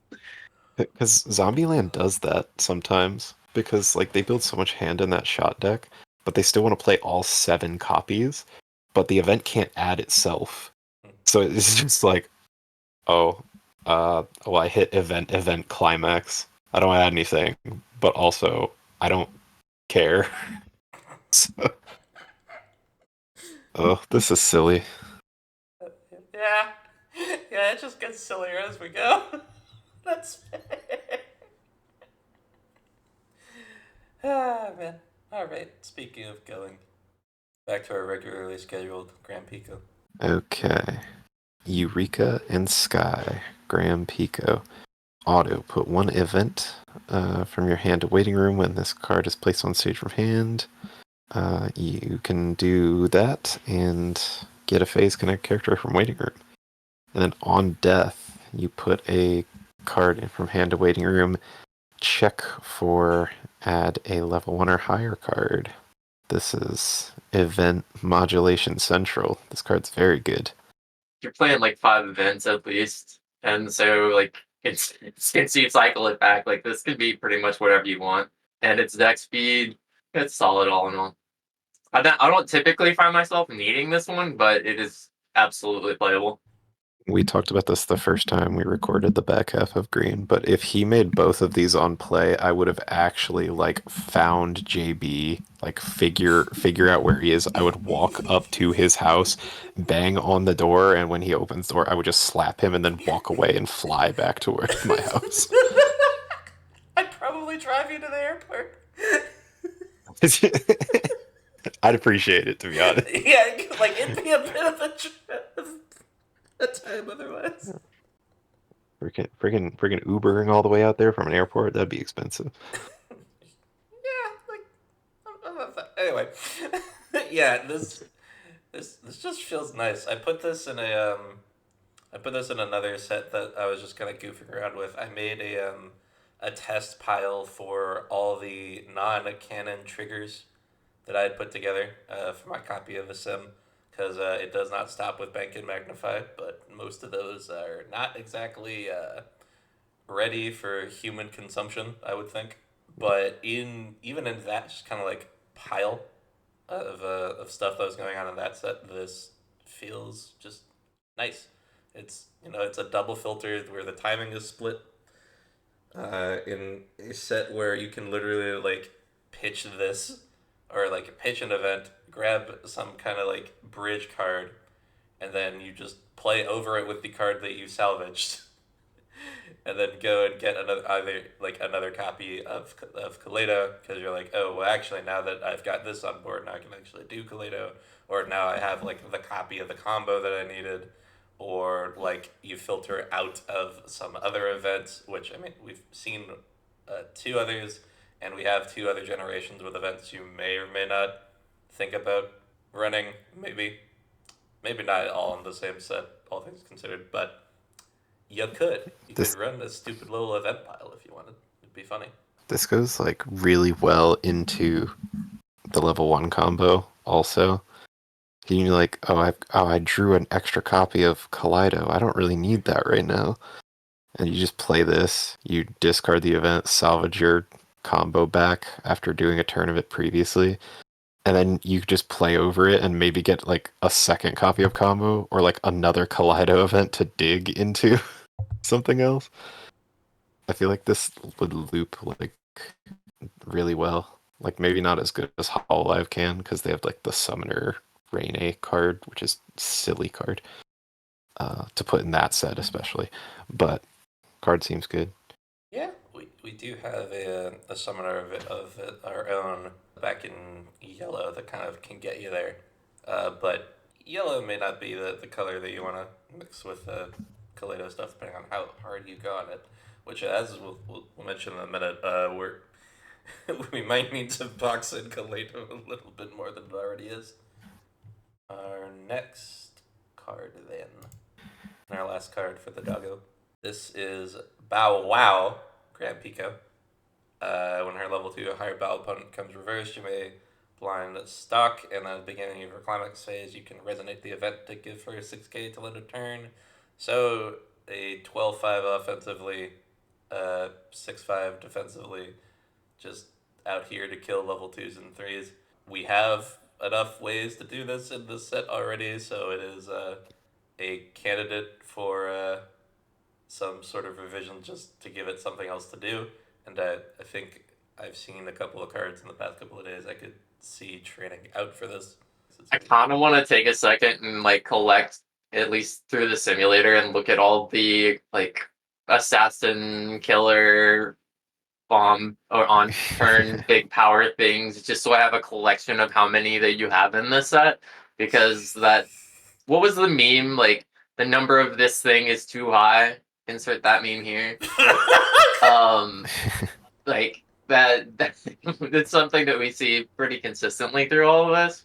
I do like that this does have the method of refunding stock, and then also can work cross turn. Even though it sits really small, like you can punch back, like use some punches and get big, and then like create situations where you go neutral or positive. But that's like very very seldom. But it is a cool card. Just the fact that it works with the face KALEiDO and stuff. But you're gonna play almost anything else over this.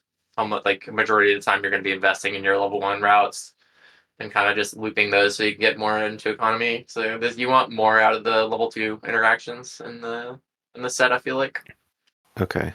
So some of the others we've seen are like, oh, get big versus level 3s. I think there was a level 2 killer earlier. I don't remember. At this rate, this is a different day. But I do like that it gets power like regardless of what like big thing is across from it. Because like level 2s can be big, you know. We've lived through ALiAS and Muron, and if you play JP, there's 2/1 bodyguards. Is it worth a deck slot? I mean, probably not. The other thing, there are a lot of like get big profiles in this, but what I've remembered since last time is that happens a lot when your set is really big. Azure Lane did that, and there's like so many. Oh, you get a bunch of power if you do this or if you do that. And it's like, well, that's nice and all, but can I do something else? And they're like, no, because there's 40,000 cards in this set, and we can't print all of the bullshit at once because we need to make sure there's I not signed up for broken. volume 2. Well, yes, actually. Although, the funny thing is that one of the best cards in Azure Lane Volume 2 is a freaking uncommon, Anchorage. That combo is really good. Not as good as this set's level 1s, though. Yeah, I don't think you use a deck slot on it. Maybe if you're in KALEiDO, but that just means you're adding 5 events to your pile and then also trying to fit this card in. It's a little sus. Agreed. It's a card. Okay. Also, before we move on, does her name have anything to do with an actual picogram?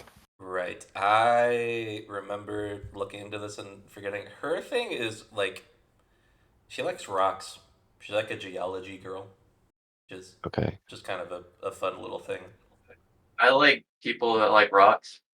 For reference, a picogram is 1/1,000,000th of a kilogram. That's a very minute number. Yeah. Yeah. It And I was makes talking sense. about Marie, by the way. She collects rocks. She's cool as hell. Yeah. Dude, I'm a fan of The Rock. I watch pro wrestling. Yeah, the Pico is very small, both as a statistical unit and as a Pomeranian VTuber. She's small.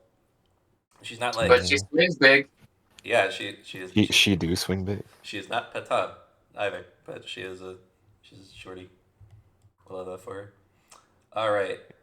She swing big when she has her friends behind her. That's the event. Let's go. Truth. All right. Oh, something power friendship. All right. My turn. Last man. Enjoying the taste. Kannagi Loki. Bye, Fizz Coffee. What's the lore on this one? She's got the chroma. We love heterochromia in this house. Mm-hmm. Yeah. So technically speaking, Kannagi Loki is some number of people, maybe one, maybe two.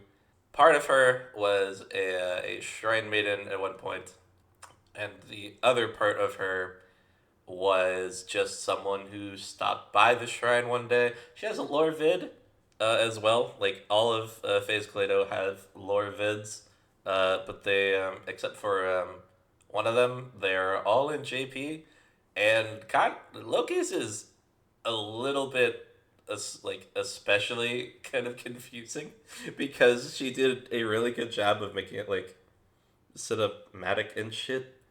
Just it just like as a someone who does not speak the language, I look at it and I'm like, man, this is so pretty, and I'm following the subtitles, but I'm still not following what the hell is actually happening here.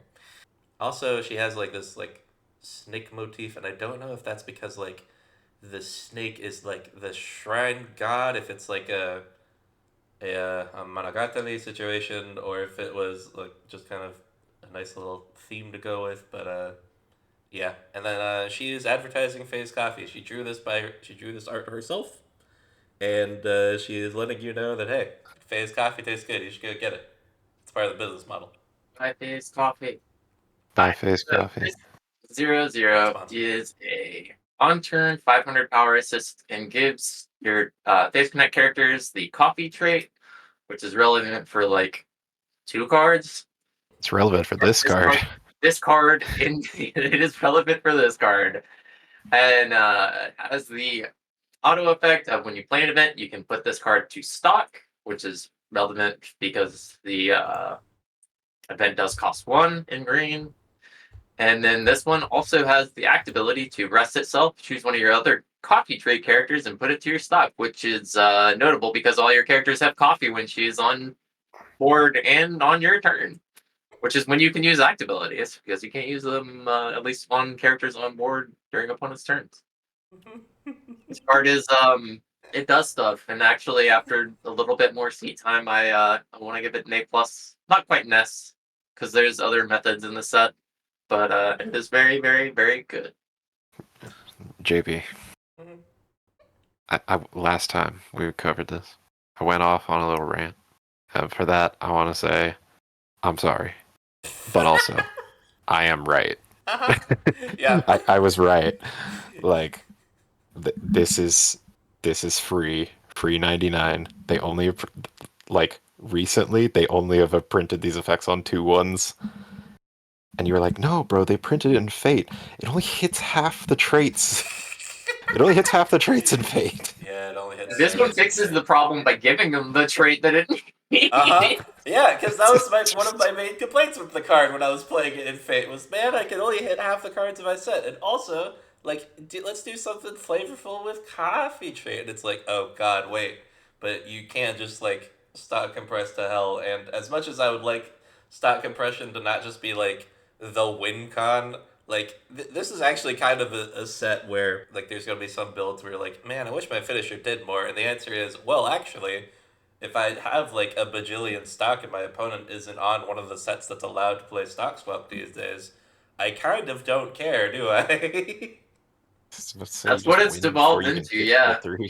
I will say that this is, like, one of the less egregious cards, yet it's still incredibly egregious. Mm-hmm. Yeah, it just goes a little bit too hard for it. Which I mean, you know, it is kind of funny. So like, if this like I was struggling to find like love like there was in my head a certain number of like, you know, I have to get like a certain amount of level 2s into this set at this level, or at, you know, based on like ratios and stuff. And it's like, if they're printing that on like level 2s, then this absolutely could have been one of those level 2 cards.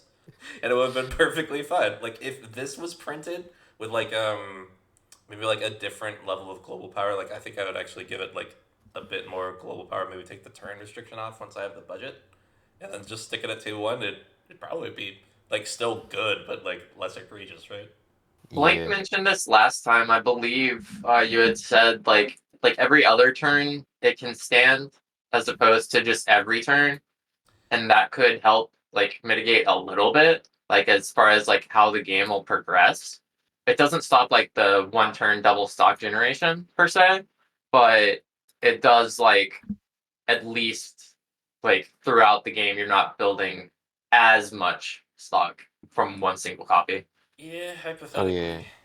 Because you can also just play KALEiDO and then cycle over it, and then you do something else with the stock that you put her in, and then you get her back, and then you just loop her again. Because she's a low 0 you can play for free. I was about to say, you can actually do something really funny if you're over hand size and you have multiple copies of this. You just play one, you rest it, you send a card to stock, you play another one, you rest it, so you send that copy to stock, and then you just like, you could, in theory, generate what, 5 stock for this if you have all 4 copies and a costless event you can play. Yep. Yes, sir. There are costless And events that- in this one. And I imagine would be surprised if there was something. Imagine a world where you have a restanding unit that swings at 12 to 15k, that also, or sorry, 12 to 16k, that also can pay for and burn 2 on reverse. That you could potentially have an additional 5 stock from because it doesn't cost any hand for the combo. And then also on top of all that stock charge, you just have Chloe. Yeah. Yeah, Why don't did worry you about do it. this, JB? I'm not joking when I said that statement earlier that I don't think you play any other top end. You can accent your top end with some other stuff like the back row attacker and stuff like that. But yeah, it's silly. It's silly stuff. I never thought I would enjoy an on-attack restand, but like when you have that other ability on it, and it's so big already, like I, I think he's right. I'm starting to think he's right. The last card in green also makes me think he's right, just for like playing into the KALEiDO into green stock. So Yeah. Well, Yeah, you're chilling. You're chilling. It's fine. It's all good though. yeah. I mean, I'm not saying that the other things are terrible and that any of your arguments earlier were incorrect. I think they're all valid points. All valid points. But it's just like I would not dumpster on this combo for the green top end and what all these green facilitations and other things offer. It's super cool, but it's also egregious. Yeah, we'll find places to hit some people with Nerf bats. Don't worry, it'll be fun. We'll make it out of this. It's better people. the bat. No, we're talking about a snake right now, actually. Yep. It's another Slayer. Let's go. This At least is this one's level 1. Kannagi Loki. If Face Connect is in your memory, this card gets 3k. And when this card attacks, this card is facing a level 2, this card gets 6 more k. Level 2 killer, because she's got 2 different colored eyes. Let's go. I appreciate this art way too much, and I feel like I want redemption arc, but this should be a completely different profile. I want something cool as fuck on this one. Well, here's the funny thing though, right? Is that like we also have to change someone before, but like besides like this one, she has like 3 solid cards already. It's like, yeah, you know what, we just walk in, we're gonna give her 4 good ones. It's a perfectly fine thing. The sad thing is that you don't even necessarily play this because this is just a 1-0 that's like has an auxiliary condition, but is really just kind of it gets there as like a 7k swing regardless. But you already have another card that gets to that similar range and also actually higher. And also that you just want to be playing in that 1-0 slot instead. So yeah, it does need to be different, but I don't think it needs to be like that good. I mean, so if you were to play this, right, like Kage used to play their level 2 killer a lot. And I'm talking like before they came out with the stock charging back row door deck. Like they still played their level 2 killer, partially because they're really good at killing standby anyway. Because this one doesn't say like during your turn or whatever. And that's like pretty good. What if you did remove the when this card attacks portion of the text and you just leave if the character facing this is level 2, this card gets plus 6k? I mean, it'd probably be too small to actually kill level 2s properly at that point. Well, no. Like it's still with the memory condition sits at 6, and then if it's a level 2 or higher across from, oh sorry, it is a level 2. Like can standard level 2s sit at 12k typically? It wouldn't get to keep that and still beat the 6k baseline. It would be less power than it gets to keep the baseline.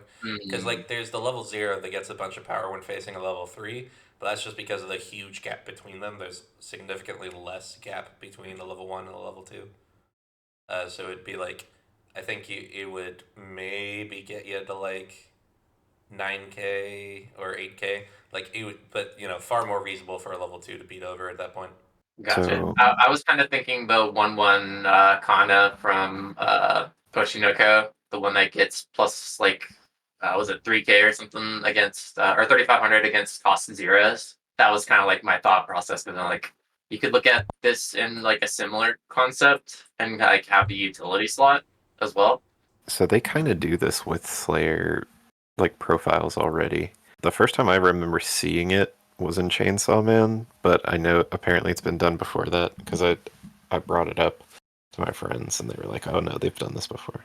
There's a 2/1 power card that says on play you get 15. And it's like, okay, well, that's kind of lackluster. But then it's like, when this card attacks, if it's level 3 or higher, until the end of opponent's next turn, it gets 45.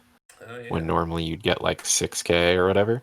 And then because you have the on play effect, you still basically get the 6k, so it still swings at 12.5. And then on the backswing, it sits at 11. So you could try to do something. My problem is I don't know if the power lines quite work out with the 1-0 to like proper level 2 line. Because proper level 2s that you actually want to kill sit at like the same power as level 3s do. Mm-hmm. Yep. As in evidenced by the fact that the like the Pico is swinging at like 12.5, like Anya swings like an 11.5 or 12k. Like there's just a bunch of these like that get to high enough that if you don't put a serious amount of investment into it, it just kind of bounces off. But My other gripe would be like when you use this, you're not typically, with most of the green routes, you're not going to be on 1k ones. At least like the half of it's going to be on 1k one and the other is going to be stock soul for the top end. Like you can be on 1k one, but you're most often with this going to be swinging at 12, sometimes 13, maybe 12.5. Not consistently hitting much higher than that. I mean, if you can hit, you kind of just want the 2/1 deck to like force the counter, I feel. Hopefully they're not going to print ALiAS or Muron again. Like, they seem to have realized that being double selective is not good when it sits that big cross turn.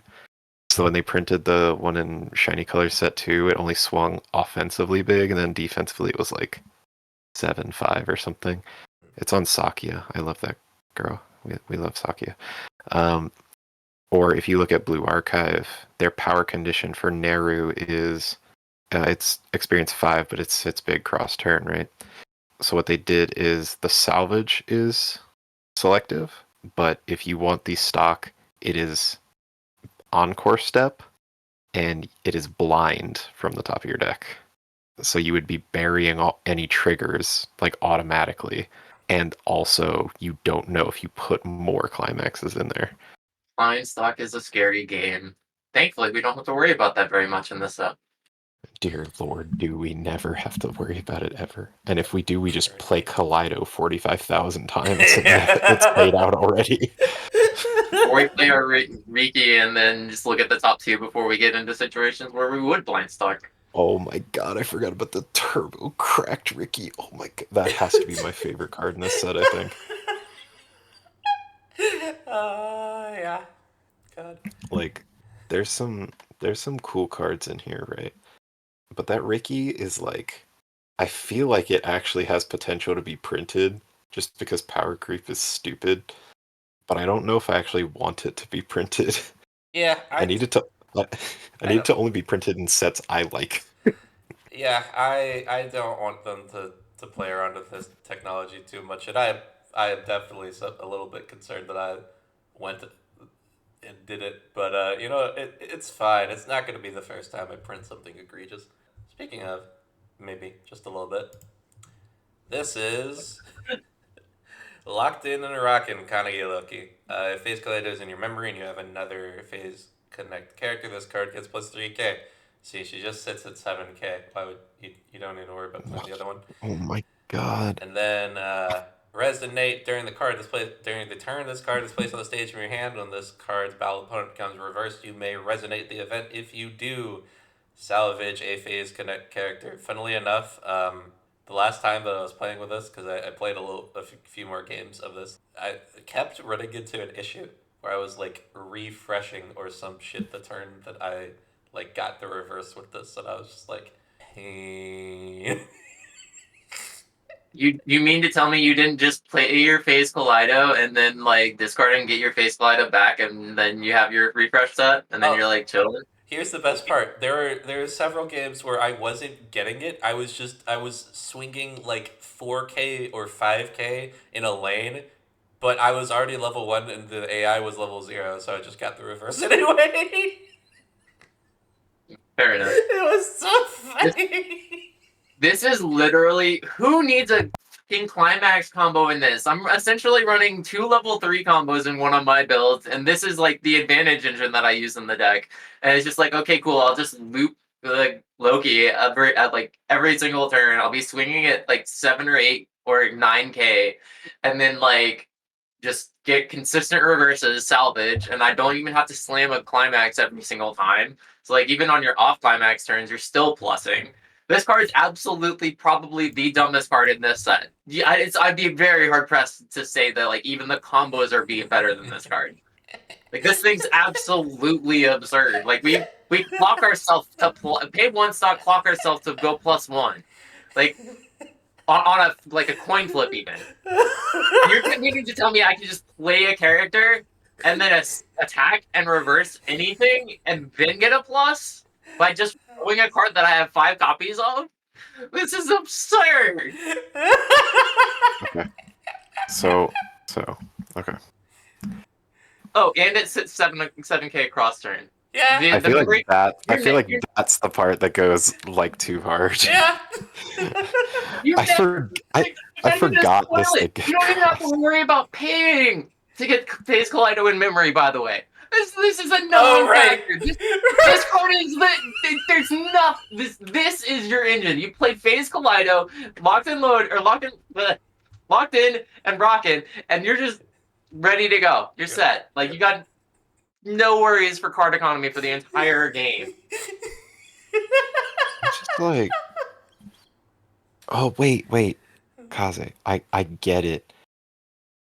It has to be an SSS card because she's a snake. So she's just saying. She's It's just the Slytherin. like this card is like over tuned a bit. Yeah, obviously, but like resonating to do the on turn plus thing, I think is like an interesting thing. I just don't think that the first one they do of it should be, you know, a straight up salvage. Because for a while they weren't printing that. They were just printing like, oh, on the turn this card is played, and you verse your battle opponent, you pay 1, and you reveal the top 2 cards of your deck to your opponent, and your opponent picks which one goes to your hand. I feel like that could rein this card in, and then also this thing definitely does not need to sit 7k cross turn. Cross turn is insane. I've been messing around with another set. There's a way to get it to like sit 8/5 cross turn at level 1 with like a specific like setup of characters. It's like, oh god, wait, this is actually just kind of oppressive. Even if it's just like playing SDA, like this is kind of a war crime against the machine.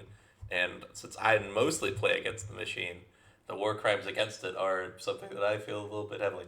So yeah, this doesn't need the cross turn, and I do like the idea of changing the effect. The inspiration for this was seeing that Love Life card that just it's like pay 1 instead of the resonate, which funnily enough, like you could just do the pay 1 on this card anyway and it'd still be probably as good because as it is, the set has the level of stock generation to facilitate that. Absolutely. You could pay 1 and this would be fine. So like alternatively, if you wanted to be costless, in theory, you could like keep all of the conditions the same, and it would be top check the top card of your deck if it's trait character added. Like that could be a way, but even then, like that's you lose the selectivity, which makes it considerably less powerful, and you put it on a coin flip, but it is still costless, which makes it still scary. And in that world, are you leaving it as like the power line, or are you also No, changing that to just fuck that. No, it has to be on turn. Get your power condition. Okay. Off turn, no. This needs to sit 4K off turn. Okay, JB, I have to ask, is the specific character lineup that sits at 8-5 I from Love Live Nijigasaki? No, I will not go into details because it'd be spoiling a future project. In the meantime, I was about to say, like, listen, I does that, and like, even if you don't have combo, you still just triple field I, because she's just like, oh, if I have 3 of them and any card in memory, I'm 8-5, and like most sets can't get there. So yeah, I will say this: if it was just like the EN version of this set versus like the JP version of the set, I think I would probably be leaving that card in. But it's playing with some JP cards that make it that would be too good. So it's not allowed to sit at 8-5 cross turn and be silly. oh, is okay. All right. I have a couple of ideas of what it could be now, but Yeah. anyway. I think I'm picking up what he's putting down. Last card of green. We've said many things about this Loki. This art, sorry, I am going to say one more thing about this card before I move on, despite being the one that made the transition. As you can see, she drew this art as for a cover that she did of the song. I think it's called Rock. It's a song that a few other people have done. But just like, God, she's such a good artist. It's purple, and then like the purple. It is so pretty. Such a pretty card. I like it a lot. Yeah, it does deserve to be good. Just maybe not game brokenly so in a set that's already got enough broken cards. But we get to cap off on a more reasonable one. Sea Snake Summer, Kannagi Loki. Alright, so we've got a 2-1 assist with a soul icon, 6-5 base power with a auto ability of putting one card from your hand to the waiting room. And then when this card is placed on the stage, you can bond for the KALEiDO. It is a level assist for level 3s in front. Fairly useful for securing KALEiDO if you ditched it for some reason, which is very seldom ever the thing that you ever need or do. I never really felt like that was what was needed for this card, but having a level 3 power pump for the level 3 restand combo is fairly relevant if you wanted to stay mostly in green. But I feel like in most situations you're fine just splashing a little bit of yellow and then getting the 2k from the back row attack. But this card does help keep the stock costs on that down a little bit. I rated this card too highly last time. I definitely rated it too highly last time. I like convinced myself that it was better because I like the art and I like the girl that stole Kurumi's heterochromia, like literally exactly. I think both of us were kind of doing that because like we talked each other up a little bit and we both kind of were climbing up on the scoring memory servers on our yeah on our corrupted file. But I have realized a couple of things that make me go lower on this card. The first one, this card actually cannot buff the restander. Because the restander is level 0 on board. The other thing is the phase KALEiDO event can add itself back to hand. What? That can't. The phase KALEiDO. Yes, it can. Yes, you discard a character and it adds it back. It adds itself. Alright, if you go hand neutral, sure. Like, oh, I see what you're saying. Okay. Yeah. So you don't need this You're card. always hand neutral. You're always hand neutral with phase KALEiDO. That's fair. Like, you don't need this card to add it back to your hand because Phase Kaleido never left, basically. Back like we never left. Shoutouts to Shofu. He makes good Pokemon music. Yeah, that makes this card a lot worse than we first rated it. Actually, yeah, I I'm mean, glad you pointed that out. I never even needed this when I was testing out the set. I was like, you could use it, I guess. But yeah, no, you're already gonna be gripping a Kaleido. You have 5 copies. You're gonna see it. There's some other shenanigans that you can do to see Kaleido earlier if you want to. Yeah, you don't really need this. It's just an assist. There's like better Kaze was, routes if you need level 3 assists. If you're in standby, you're just gonna use the yellow one to get the power pump and then just get the extra attack if you need to. Kaze was hyping me up on the power because it would buff the restand combo, and I was like, actually, the bond to the event at this level can work because you can just mill out your entire deck, and then it turns out that like both of the points were actually like kind of moot. It's very very silly end to There's this. something better in red for this one. I'll be real with you. There's something far better in red. Yeah. Which means that this card is fine where she is. If you weren't guaranteed playing like 5-ish copies of the event anyway, like, and keeping it on hand for like resonates and stuff, like this would be, that salvage would probably come up more often. As it is, it's like you'd have to have like sent it off your copies from hand to memory already, like as in like you did that turn and then went to play the assist, which is a bit of an odd play pattern. But I mean, considering that, you know, we can't have them all be winners of this set, would actually just be constantly broken. As it is, we God. There might be some play in finding something else to do, like instead of a salvage for the event, be something else, like pitch it the copy of the event on play to do something. But for now, I am comfortable with the way she is. You could make it like there's a Zombieland 2-1 that says discard a card, resonate the event, and you can refresh your deck. That card's cool. We are not going to need that refresh You're where not. we're going. Oh my god. Oh, the other thing is I will say playing the like Kaleido stuff does mean you have more whiffs for your like super cracked Aqua Ricky, but it might like the Aqua Ricky is probably so cracked I think you play it anyway. Oh yeah, yeah, because you can also just check the well, sort of. You can check copies of the event away if you see them on play, but if they're there when you go on reverse, you're not going to get that there.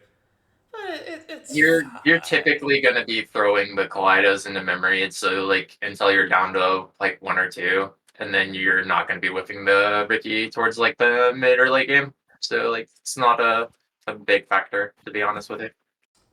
Yeah, when you start clocking yourself because your opponent's been dealing you no damage and you really want to play an early play heal for whatever reason. Yeah, I want to play my level 2 game. Come on now. It's like, oh, bro, man, like he's just not hitting me for damage. I don't know why. I only have 25 clean stock. It's usually 8, but yeah. Yeah, it's like 8, Have mercy. 11-ish. Yeah, we have the wrenches. We have the monkeys getting ready with their typewriters. We'll come back around. But yeah, this has been Phase Connect Part 2. We will see you for Red rather shortly. Till then, bye.